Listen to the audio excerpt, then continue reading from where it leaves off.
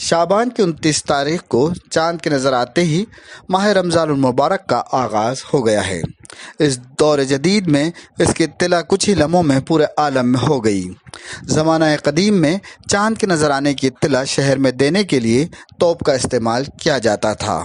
ये रिवायत आज भी उज्जैन में कायम है। महाकाल रोड वाक़ई एक मस्जिद से आज भी इसका इस्तेमाल होता है। यही वजह है कि इस मस्जिद का नाम ही तोप वाली मस्जिद रखा गया है। एनएन न्यूज़ के नुमाइंदे ने आज चांद रात के मौके पर मस्जिद के लोगों से इस रिवायत की तफसील जानी। मस्जिद के इमाम और सदर ने एनएन न्यूज़ को बताया कि इस रिवायत को 100 साल से ज़्यादा हो गए हैं। पहले इसका खर्च ग्वालियर स्टेट उठाया करती थी, उसके बाद से मस्जिद इंतज़ामिया इसका खर्च उठाती है। पेश है अशरफ पठान की रिपोर्ट।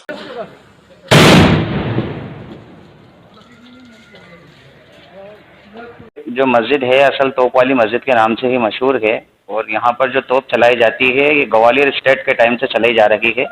तकरीबन इसको 100 साल के लगभग हो चुके हैं तोप चलाते चलाते। ये हर साल रमज़ान में 2 वक्त तोप चलाई जाती है। एक तो सुबह में जब शहरी का वक्त ख़त्म हो जाता है, जब से रोज़ा स्टार्ट होता है तब चलाई जाती है, और एक शाम में 7 बजे जब रोज़े का वक्त ख़त्म हो जाता है उस वक्त एक बार इस तोप को चलाया जाता है।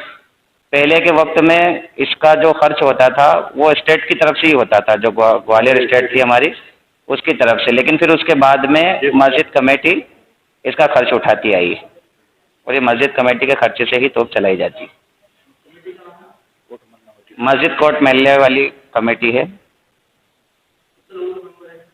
इसके अंदर मेंबर तो 11 लोग हैं, लेकिन अभी हाल फिलहाल में सिर्फ 3 लोग ही इसको चला रहे हैं। जी 1 महीने तक के रोज़ डेली 2 टाइम सुबह और शाम में चलेगी। मैं इस मस्जिद का इमाम हूँ। मेरा नाम मौलाना मोहम्मद आसिम सिराजी है। नमाज़ पढ़ें, लॉकडाउन का टाइम है और सोशल डिस्टेंस का ध्यान रखते हुए मैं मस्जिद का सदर तोप वाली मस्जिद का मैं आपसे तमाम लोगों से रिक्वेस्ट करता हूँ कि अपने घरों पे ही नमाज़ पढ़ें।